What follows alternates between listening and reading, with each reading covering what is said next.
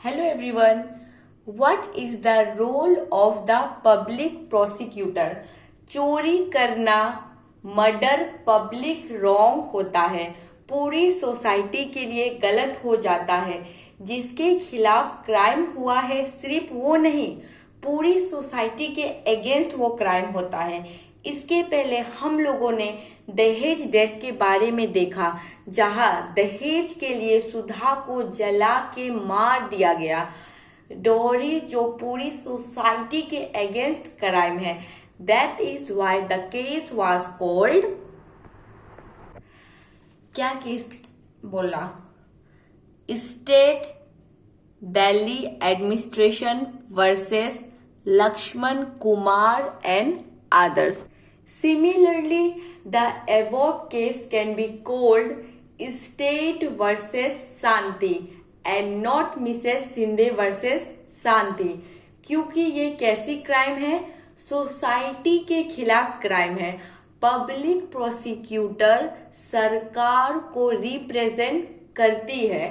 Prosecutor का role तब शुरू होता है जब पुलिस जो चार्जशीट फाइल कर देती है और इन्वेस्टिगेशन करना शुरू कर देती है। पब्लिक प्रोसिक्यूटर का काम तब शुरू होता है जब पुलिस चार्जशीट सब फाइल कोर्ट में सबमिट कर देती है, तब पब्लिक प्रोसिक्यूटर का काम शुरू हो जाता है। पब्लिक प्रोसिक्यूटर का कोई काम नहीं होता है इन्वेस्टिगेशन करने में। He she has no role to play in the investigation. Government की तरफ से वो केस लड़ते हैं, ठीक। They must conduct the prosecution on behalf of the state. Public prosecutor का काम होता है कि वो इम्पार्शियल रहे, कोई भेदभाव ना करे। जो एविडेंस सबूत मिले सब कुछ कोर्ट में पेश कर देंगे। ये पब्लिक प्रोसिक्यूटर का काम होता है। What is the role of the जज? जज एक एम्पायर की तरह काम करती है। जैसे कि कोई गेम में एम्पायर होता है, वो देखता है, मतलब जो ट्रायल चल रहा होता है, केस चल रहा होता है, वो अच्छी तरह से देखता है, दोनों तरफ की दलीलें सुनता है, दोनों तरफ के केस को, फिर अच्छे से सुनकर एविडेंस को देखता है और उसके बाद फैसला देता है। जज डिसाइड करते हैं कि एक्यूज्ड पर्सन जिसको कोर्ट में पेश किया गया है कि वो गिल्टी है या इनोसेंट है। जो एविडेंस प्रेजेंट करते हैं ना लॉयर्स, उनके अकॉर्डिंग अगर एक्यूज्ड वाला को सजा करी जाती है, देन द जज प्रोनाउंस द सेंटेंस, सजा सुनाती है। और अगर ये साबित हो जाता है कि इसने क्राइम किया है तो जज के द्वारा सजा दे जाती है। अगर पर्सन को जेल भेजना है या उस पर फाइन लगाना है या जो भी करना है, लॉ के हिसाब से, कानून के हिसाब से जज सुनवाई देती है, ठीक। What is a fair trial? सबको हक देना अपनी बात कहने का। अगर जज शांति के केस को अलग तरीके से सुनवाई करते तो कोर्ट कॉपी प्रोवाइड नहीं करती चार्जशीट की, पहले से ही मान के बैठ जाती कि शांति ने ही क्राइम किया है, तो वो फेयर ट्रायल नहीं होता। अगर ट्रायल एक सीक्रेट लोकेशन में हो जाता जहां सुशील और शांति को जाना नहीं दिया जाता, शांति को लॉयर नहीं दिया जाता, एडवोकेट रॉय को टाइम नहीं दिया जाता क्वेश्चन करने का विटनेसेस के, ठीक। प्रोसिक्यूशन में क्योंकि मिसेस शिंदे ने तो कह दिया था कि शांति गिल्टी है, कोर्ट भी ये मान लेती तो ये बात गलत हो जाती। अगर शांति को अपनी बात रखने का मौका ही नहीं दिया जाता तो वो अनफेयर ट्रायल होता। अगर ट्रायल को फेयर होना है तो काफी सारे प्रोसिक्यूशन करने होंगे। जैसे क्या है हमारा आर्टिकल 21 हमारे फंडामेंटल राइट्स है। राइट टू लाइफ ये हम लोग को गारंटी करता है पर्सन्स लाइफ और लाइबिलिटी, आजाद रहने का हमें अधिकार है और इसको छीना नहीं जा सकता।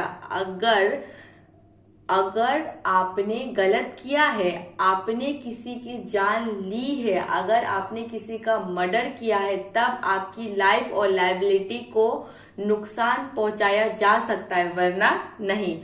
सबको अपनी बात कहने का अधिकार है। Article 21 of the constitution is upheld. Article 21 की मानी गई है। शांति के केस में जैसे हमें डिस्क्राइब किया गया है, firstly Santi was given a copy of the charge sheet and all other evidence that the prosecution presented against her। ये है मेरे केस पेपर जहां फोर्सली एक्यूज किया गया है। मैंने चोरी नहीं की, 10,000 खुद से कमाई थी, चेन बेच के वो पैसे नहीं लाए मैंने, ये कहा था। मनी मैंने और मेरे भाई ने सेव किया है। फिर शांति के वकील बोलती है शिंदे को, सो बेसिकली आप ये कह रही है कि you did not see Shanti steal the chain. Basically आपने शांति को नहीं देखा चेन चोरी करते टाइम, ना ही शांति के पास चेन मिली है। आपके लिए शांति ने काम किया, कभी ऐसा नहीं हुआ। ये सब स्टोरी पता है ना, फिर सुन लेना बैक करके। और शांति की लॉयर बोलती है 1,000 सैलरी आप उसको हर महीने भी तो दे रही थी। The trial was held in an open court in public view. Her brother Sushil could attend the court hearing. The trial was held in the presence of accused. Shanti was defended by a lawyer. Shanti's lawyer, Advocate Troy, was given an opportunity to cross-examine all the prosecution witnesses. Advocate Troy was given an opportunity to present witnesses in Shanti's defense. शांति को copy दी chargesheet की और सारी के सारी जो other evidence है prosecution ने present किया था। शांति को चार्ज शीट क्या की, चोरी करने के लिए, जो कि क्राइम है, क्राइम इन द लॉ। फिर ट्रायल चला ओपन कोर्ट में, पूरी पब्लिक के सामने, कोई भी उसमें आकर देख सकता है। उसे सुशील को भी आने का हक है उसमें। कोर्ट की हेयरिंग को अटेंड करने में, केस की सुनवाई चल रही होती है तो शांति भी उस टाइम कोर्ट में प्रेजेंट रहती है। शांति को एक वकील दिया गया, वो उसको डिफेंस करने के लिए। शांति की वकील मिसेस रॉय को अपॉर्चुनिटीज थी कि वो क्रॉस एग्जामाइन कर सके प्रोसिक्यूशन के विटनेसेस को। शांति को अपॉर्चुनिटीज इसलिए मिली क्योंकि उसके ऊपर केस चल रहा था। पुलिस ने तो मान लिया था कि शांति ने क्राइम किया है, मगर जज हमेशा मान के चलती है जिसके खिलाफ भी केस चल रहा है वो इनोसेंट है। But it was the responsibility of the prosecution, जिसने केस किया है उसको रेस्पॉन्सिबिलिटी होती है ये प्रूव करना आपने इसके खिलाफ केस किया है वो गिल्टी है, उसने अपराध किया है। जज अपनी मर्जी से नहीं बोलते, एविडेंस देखते हैं कि क्राइम सच में हुआ है कि नहीं। किसी को गिल्टी साबित नहीं कर सकना वकील मीन्स नहीं कर सका गिल्टी वकील जो, तो उसको बेल हो जाएगी। जज डिसाइड करती है मैटर को, जो एविडेंस या प्रूफ लाए जाते हैं, क्योंकि वो मेड है, सर्वेंट है, पुअर है, इससे शांति चोरी करेगी, इस तो सही नहीं है। ऐसे तो जज नहीं सोचते, इस तरह के कंक्लूजन पे वो नहीं आती। जज किसी की तरफ नहीं होते, इम्पार्शियल, वो एविडेंस देखकर ही अपना फैसला सुनाते हैं। इसलिए शांति के खिलाफ कोई एविडेंस नहीं मिला, ये प्रूव हो गया कि चोरी उसने नहीं की है, इसलिए उसको फ्री कर दिया गया, उसको जस्टिस मिला, ट्रायल मिला, क्योंकि उसको फेयर ट्रायल मिला, मीन्स लॉयर मिला। जहाँ केस चल रहा था वहां प्रेजेंट थी, शांति, लॉयर इम्पार्शियल थी। ये सारी चीजें फेयर ट्रायल में आती है। कॉन्स्टिट्यूशन कहता है सारी के सारे पर्सन हैं, उनको अपना काम सही से करना चाहिए। इसका ये मतलब है कि सबको फेयर ट्रायल मिलना चाहिए। अगर वो गरीब हो, अमीर हो, अगर उसने क्राइम नहीं किया है तो उसे सजा नहीं मिलनी चाहिए। रूल ऑफ लॉ मीन्स सब कानून के सामने बराबर है। Everyone is equal before the law.